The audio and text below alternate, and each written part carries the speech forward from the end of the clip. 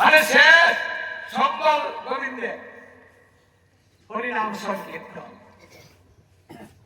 তারপরে আর সহজ কিছু নাই, তারপরে আবার ঘুরে সেই কঠিন আসবে, আবার সেই যজ্ঞ তপস্যা পূজা অর্চনা নাম আসবে না। তাই যে সুযোগটা আমরা পেয়েছি আমরা সুযোগটা কাজে লাগাই।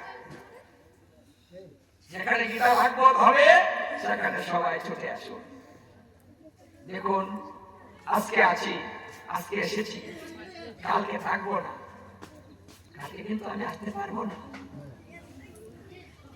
সুদূরলাভ জানাম যদি আল্লাহ হয় তাহলে আমি কিন্তু সাধুগুরু বৈষ্ণবের সঙ্গ করতে পারবো না, এই হরিনাম নিতে পারবো না, গীতা ভাগবত শ্রবণ করতে পারবো না, অধ্যয়ন করতে পারবো না, আমার গোবিন্দের পূজা অর্চনা করতে পারবো না।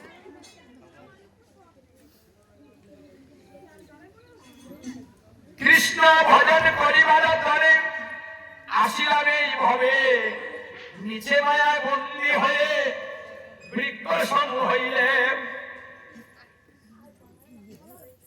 গোবিন্দ ভজন করার জন্য এসেছি, কিন্তু মায়ার মধ্যে আবদ্ধ হয়ে বৃক্ষের মতো হয়েছে।